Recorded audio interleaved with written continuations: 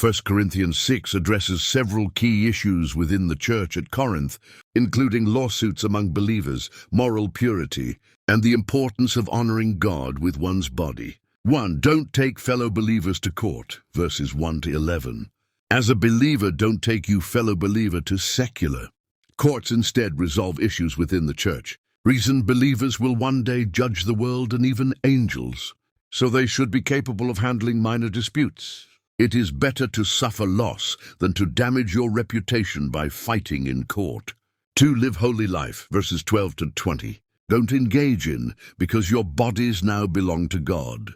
You can't do anything you want with your body anymore. Your body is now members of Christ. Sexual sin is different from other sins because it directly affects one's body, which is the temple of the Holy Spirit.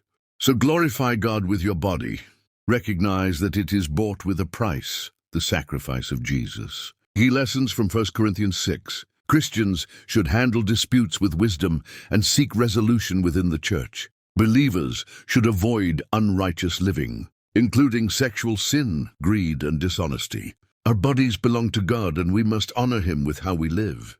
1 Corinthians 6 teaches you several important lessons about how to live as a follower of Christ. 1.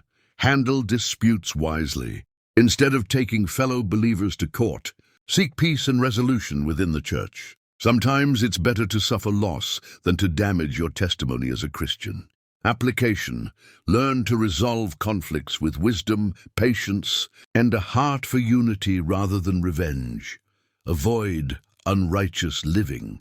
Paul warns that people who continually live in sin, sexual immorality, greed, idolatry, drunkenness, etc., will not inherit God's kingdom. But he also reminds us that God has cleansed and transformed those who turn to Him. Application. Examine your life and avoid behaviors that pull you away from God.